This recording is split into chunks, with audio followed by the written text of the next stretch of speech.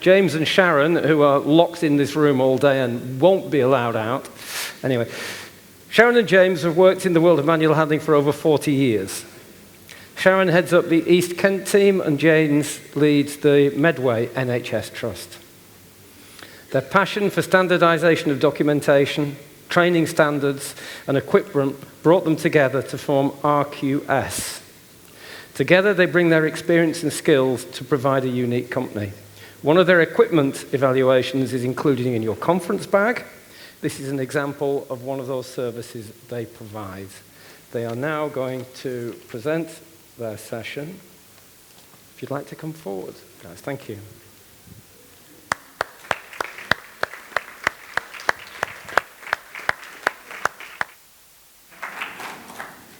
Thank you. For those who've just seen us both, you've got us again.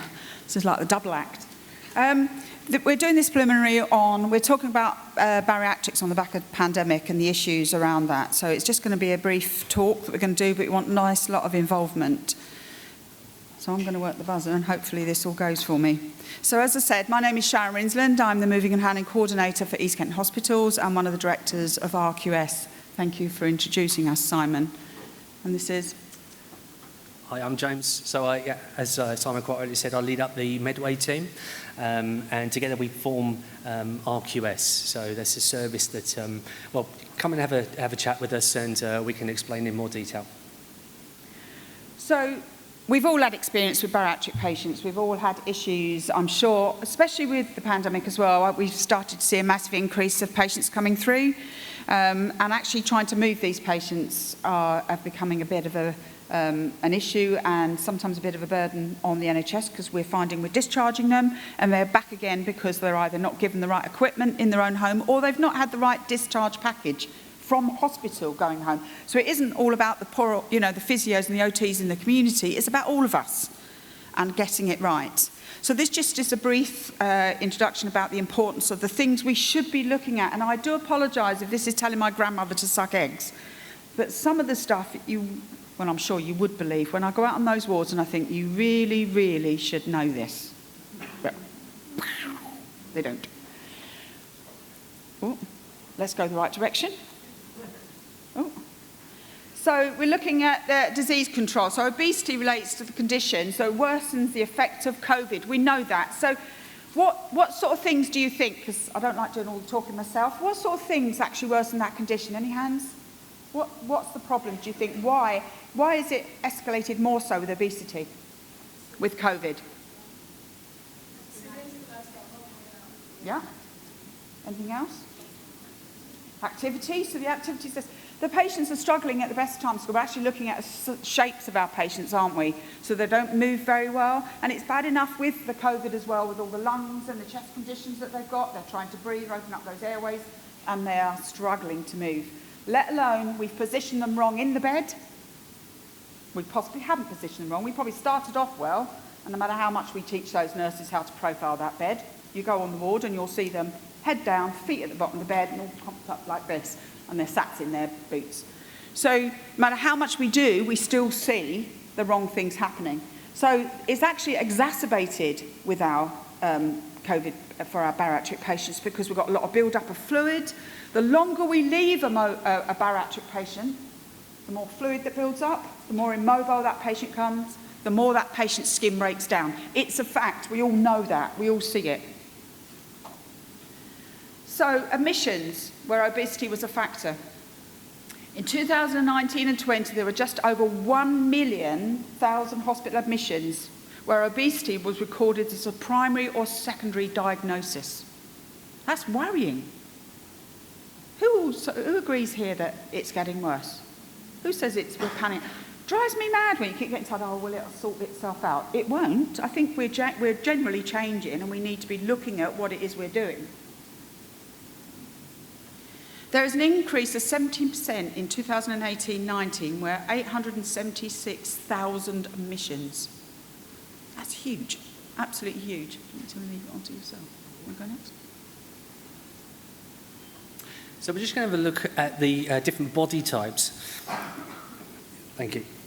And as you can see by the slide here, we've got a couple of different pictures here of where the organs are positioned. So we've got the pear-shaped and the apple-shaped patient there on the left. So fatty tissue is stored around the waist area.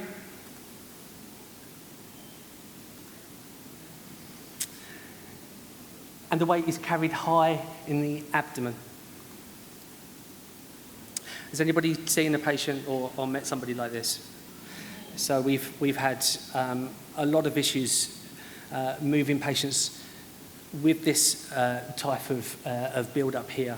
And of course, you know, just trying to make that abdomen comfortable for our patient when we're rolling and turning, and just trying to keep that, you know, clean and safe is a big issue.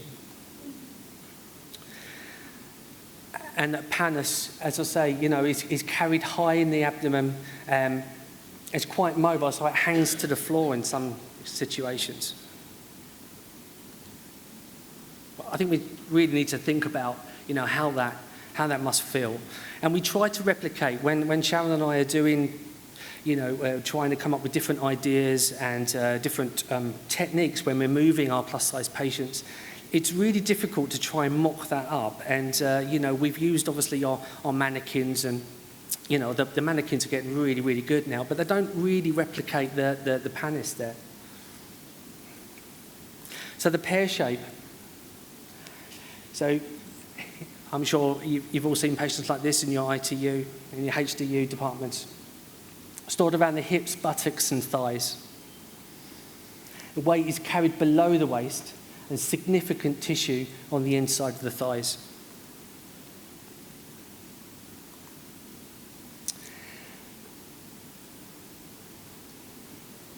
Do you want to go for it quickly? So where we talked about the periductal, it's where we've actually got it's actually building up and it's coming out of the waist, so it's rather than going up. So has any of you ever been involved in a post-mortem on I was involved in a post-mortem of a 69-stone patient. Why they wanted post-mortem, I'll never know, but I was really fascinated, if I'm honest, so I was glad I was there, because it actually showed, and I was absolutely blown away by where the body had changed. Everything was up in the chest. You know, you can understand the pressure on the heart. So when we start to look at the apple and the pear, although we're carrying them in different areas, under the apple, we might carry it all round, and we do see that, so they're not independent. But when you start to see the pear and you see that drop and you see that this patient had a 7-stone pannus. 2. So trying to move the patient generally, let alone along with a 7-stone pannus, is very, very challenging. So as James said, we find it really, really interesting, should I say. We wouldn't be doing this job if none of us would be doing this job. And if you don't find it interesting, I think you're in the wrong group. Because the whole point of manual handling is to look at these challenges, find solutions, and move forward. So we're going to look at equipment. Equipment is essential, massively, with every patient. You know, I had a bit of a disagreement with a surgeon the other day.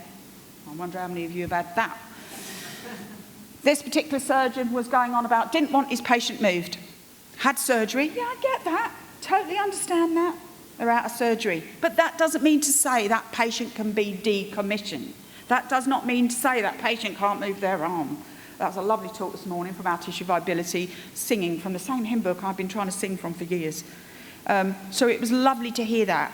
But we sometimes think, because the surgeon has said, don't move them. So it may be you've got a bariatric patient who's had surgery, abdosurgery.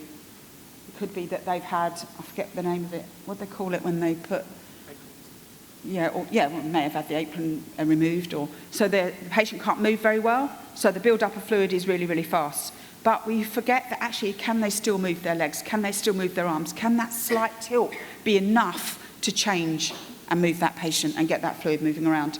So equipment is really, really essential, and we can do so much today. For those of you who's in our workshop just now, you can see the types of equipment that are coming through. It's very exciting. I really do need to get a life. So bariatric patients, we need to increase risk of falls and skin pressure and injury. We know that. We know how that's going to happen. We talked about it this morning, and we can see how easy that is going to happen. If that patient is laying in one position, how do you get that patient over who's got a 7-stone pannus? You know, that's not going to be easy. So that increase of pressure ulcers. Risk of complications, deterioration due to immobility. Increased risk to the caregiver and injury associated with moving patients of that size. I thought they'd have heard me up there shouting. Got to stand closer. So, bariatric patient mobility assessment. How many of you, just hands up, use a bariatric mobility assessment? I'm not talking about a care plan now. I'm talking about a mobility assessment, looking at how much that patient moves and how we can move that patient. And we talked about it earlier on again about documentation. So if I am actually going to be talking about a piece of equipment, I want that patient mobility assessment identifying what equipment we're talking about. Because there's nothing worse when that nurse goes home and somebody else comes on and haven't got a clue what you've been doing, so they start all over again. It's almost a bit like the bake-off, you know, when they share the teams. Person runs out, someone else starts cooking. Or is that Celebrity MasterChef? One of them two. So a complete mobility assessment. So we do need to be looking at size. So this is what we use in East Kent, and I know James uses, and we also use it within our RQS paperwork and documentation now. So we use what's known as the SCORE system. It's very, very similar to a lot of tools out there where it's the red, amber and green. I love red, amber and green. Red telling me there's a problem. You know, don't ignore it. So if you pick up a patient assessment sheet and it's red right across the front of it, don't walk away from it. If that looks green, and how many of you have seen assessments where it says independent, and there's your patient sat in the chair with a hoist sling round them? So identifying the assessment, identifying the score, and what we would use, we would identify what that score is, and then we would bring equipment in, the appropriate equipment accordingly. Now the lovely thing about these assessments is we work very, very closely with our medical devices team, our tissue viability team, our falls team, and our procurement teams. So when we get a score from this, that may be what we class a purple bracket. Your purple bracket, worst case scenario. 30 to 40 stone, completely immobile. 5'2". So you're now looking at bed, you're now looking at your slide sheets. We put slide sheets at the bottom of every single bed, as our tissue viability lady was saying earlier on. We've got them at the end of every single bed, which is fantastic. I like to think they use them.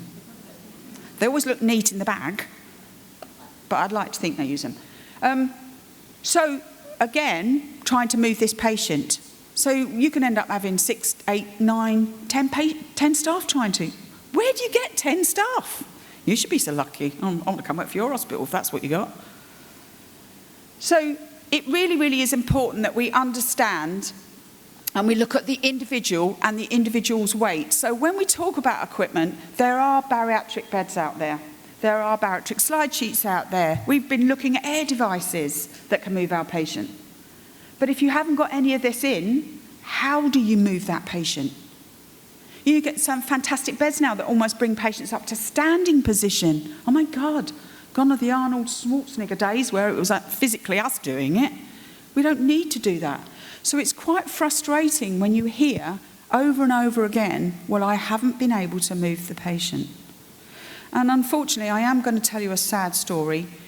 A patient, I won't tell you what hospital it was. Patient was admitted to hospital, very, very sick, ITU. Prolonged period of time in ITU, nearly 40 stone.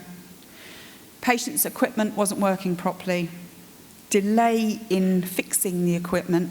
Equipment wasn't the right equipment, to be fair, in the first place, but they thought they were doing the right thing. 2 weeks later, the equipment was repaired. 2 days after, the patient died. So how much of that was a contributing factor to that patient's death? How would that be proved in court? Worrying, really. So, with regards to our quick presentation, because we've actually only got the half an hour to do this, please, please, please, if you don't take nothing else away from here today, take away the importance of equipment, get robust systems in place, ensure that your patient pathways are completed, ensure that your bariatric assessments, we use a standard patient mobility assessment, but we also use the bariatric assessment. And the only difference between the two is that one's up into a purple bracket. Now, the lovely thing about the purple bracket, it will also tell you not to put the patient on the top floor. Because unless they're going to grow wings, they ain't getting down in event of an emergency. We have a duty of care, don't we? We still have to get them out. So if you're on the top floor and you've got escape routes, then that's fine. If you're in our hospital, you're on the top floor, you ain't coming out. So we need to have pathways that says that patient needs to be down on the ground floor. So again, equipment needs to be sourced. It could be that you can't get it in the lift, so you want them on the ground floor. You want enough space. How many of you struggle with your bed spaces? How many of you argue with the nurses or the sisters on the ward, or the matron says, no, you need that bed for someone else? And you're then struggling. You can't mobilise a patient with that space. I know my team scream all the time. My team are quite forceful, actually. They're a bit bullies. I quite like that. Take after their manager. But it really is important. So right equipment, right mobilisation, right assessment, and you will get these patients moving. And poor old James has just done one little bit of talk because Sharon's gone off on one as usual. Any questions?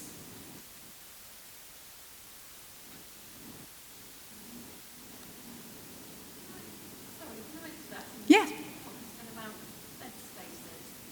And I know operationally, so we have site managers, and I know that operationally it's always been challenging sometimes to find bed spaces when it's of course the patient doesn't have anywhere, and they're waiting, and then so sometimes it's not a case that someone wants to find these bed spaces, it's that operationally it's challenging. I just asked Oh, sorry. I did hear you, but if the rest of the team might have. Yeah, I was just saying, I don't know if anyone finds operationally it can be really challenging. So you know that you need 2 bed spaces for a patient, but equally you're sort of rammed with lots of patients in ED and there's lots of patients stacking up. So it can be a choice of having to find a bed space for, the patients that need some type of care, or how do you find the 2 bed spaces? It's a massive problem. Yeah, I'm sure it's across the board because we're still in a pandemic. Yeah. We had on one of our A&Es alone 166 patients come through in one day. Yeah. So trying to get those patients onto the ward and into the right areas was very, very difficult and very challenging. However, my argument, and believe me, I like to have an argument, is that actually if you can't mobilise that patient, you can't get that patient out. Yeah. So that you're not clearing the hospital, so your hospital's going to build, so the backlog at some stage you're going to have to shut that door because you physically can't put these patients anywhere. Yeah. So I just think it's about time that working together, and possibly with an NHS or acute healthcare sector, we need to be looking at areas that are specialised, that are built, and we are starting to do that down in Kent, areas that actually have the space for these patients. A robust risk assessment identifying that's on the risk register, which then, and I can't emphasise that enough, to state that without that. We have it on the risk register, But we still have it. I walk on the ward and think, or my girls will contact me and go, Sharon, this patient, we can't get equipment in because they're stuck next to another patient. Thank you. I don't want to interrupt her. I have to pick my moments. It's a very, very... and we've probably run out of time anyway now, but...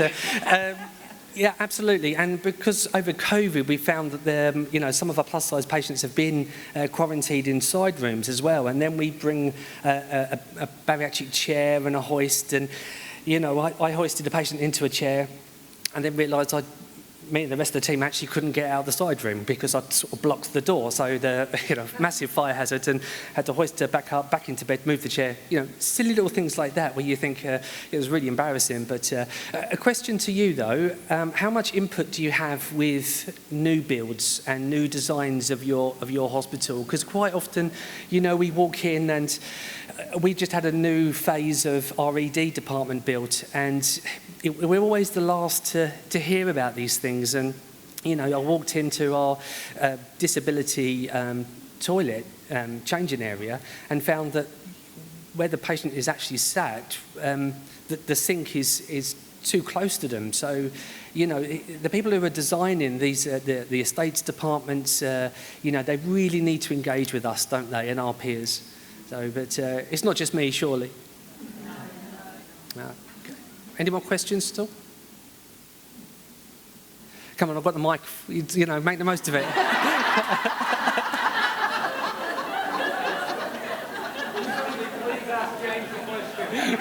Please. Oh, look, you, James, you got one. You got one. This would be embarrassing. I don't answer it now. It's not more a question. We have the same problem. I lead for plus size where I work. It's more for us about teaching paramedics that just because they're plus size, they don't need to go to A&E. So we're trying to work with them. On the opposite side, about engaging with other agencies, we've got local councils trying to put plus size people into hotels. Over Christmas, it was an absolute nightmare. I was presented with 5 people on the 20th of December, all over 30 stone. They've all got to be out of hospital this week. And first question was, how long have they been in hospital? Oh, since September, October. So it's like, it's not happening. But they did try to put them, there was OTs going out to assess bathrooms, bedrooms, and I just said, it's not happening. I said, how are these people going to get out in a fire? Oh, the hotel staff will do it.